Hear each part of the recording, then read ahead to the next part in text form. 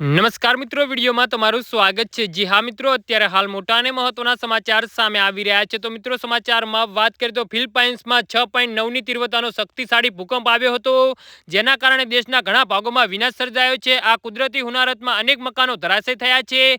આ દુર્ઘટનામાં 60થી વધુ લોકોના મોત થયા છે। ભૂકંપ અંગે હજુ પણ પ્રારંભિક અહેવાલોમાં નુકસાન અને જાનહાનિની ઘટના સામે આવી છે।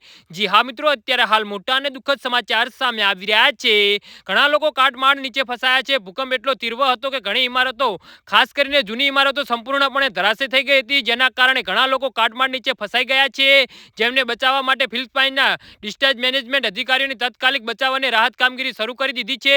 કાટમાળમાં ફસાયેલા લોકોને બચાવવા માટે બચાવ ટીમો દિવસ રાત કામ કરી રહી છે। ભૂકંપના કેન્દ્ર અને અસરગ્રસ્ત વિસ્તારોની વિગતો હજુ અસ્પષ્ટ છે, પરંતુ પ્રારંભિક અહેવાલ નોંધપાત્ર નુકસાન અને જાનહાનિની પુષ્ટિ થઈ છે।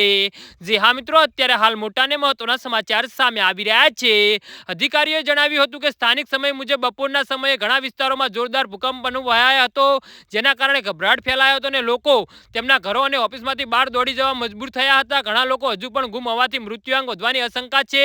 ઘાયલોને નજીકની હોસ્પિટલોમાં લઈ જવામાં આવ્યા છે, જ્યાં તબીબી ટીમો સારવાર આપી રહી છે। જી હા મિત્રો, તો આના વિશે તમારું શું કહેવું છે તો નીચે મારી કોમેન્ટ બોક્સમાં જરૂરથી જણાવજો અને મારી યુટ્યુબ ચેનલને સબસ્ક્રાઇબ કરવાની ભૂલતા નહીં। ધન્યવાદ।